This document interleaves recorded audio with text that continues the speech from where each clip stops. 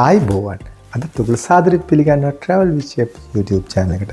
මොනවත් මම රෙසිපියක් කරන්න ආවා. ඒ තමයි මෙන්න කොහොමද මේ කැරට් සැමොලිනා කියන්නේ රුලම් පොල් එකතු කරලා හදන පිට්ටුව.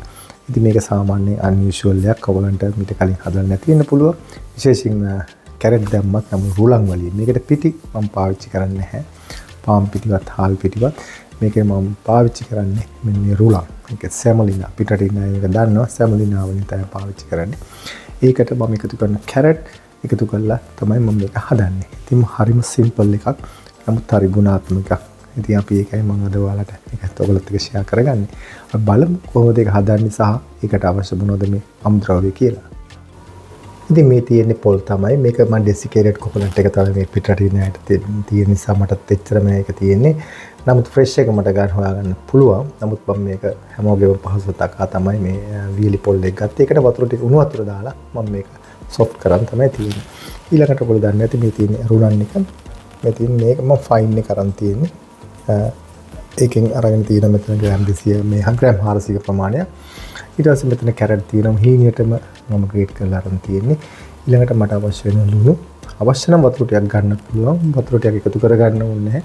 සමහරට මම මේ පොල් වල වතුර ගතිය තියෙන නිසා මට ඒ විදිහට මට තියාගන්න පුළුවන් තෙතමනිය. අපි දැන් මේක බලමු කොහොමද මේක කැට කරගන්නේ කියලා. ඉතින් මම මුලින්ම කරන්නේ මෙන්න මේ පොල් එකට මට මේ සැමොලිනා ටික ඒක රුලන් ටික මම එකතු කරගන්න ටිකින් ටික. එකතු කරලා බලනවා කොහොමද තත්ති කියලා මේක.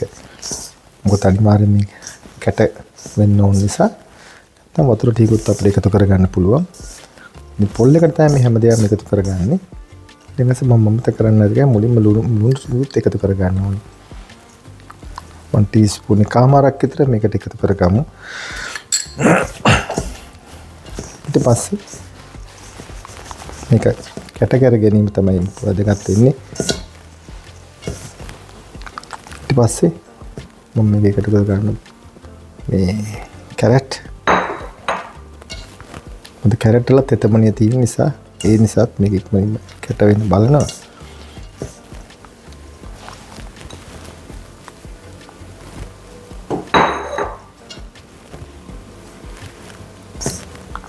ඉතින් මේ වෙලාවේ මේක ලෑස්ති කරනකොට අපි මේ පිට්ටු බම්බුව මම මේක මේ ලිපෝල තියලා තියෙන්නේ.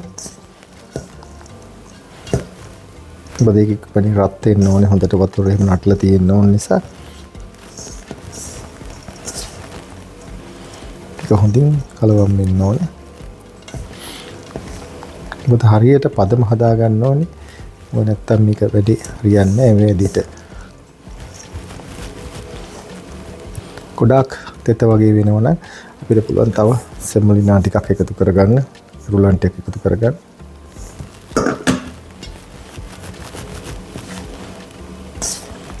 මෙන්න මේ වගේ කැට තමයි හදා ගන්න ඕනේ මේකේ.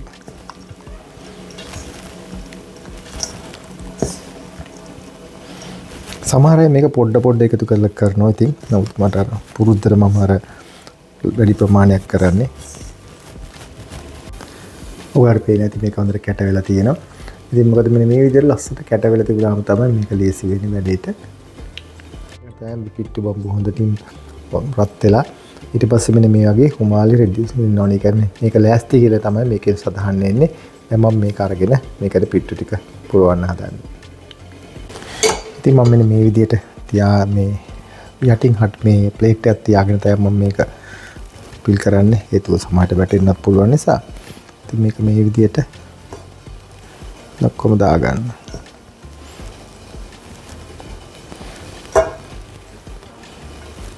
ඊට පස්සේ මෙන්න මේ උඩ ටිකට පොඩි මේ වගේ පොඩ්ඩක් යාන්තම් තට්ටු කරගන්නවා. නැත්නම් ඒක බුරුල් වෙලා පස්සේ වැටෙන්න පුළුවන් ඕන නිසා මම තියලා ඊට පස්සේ මේක දෙන් තියාගන්න.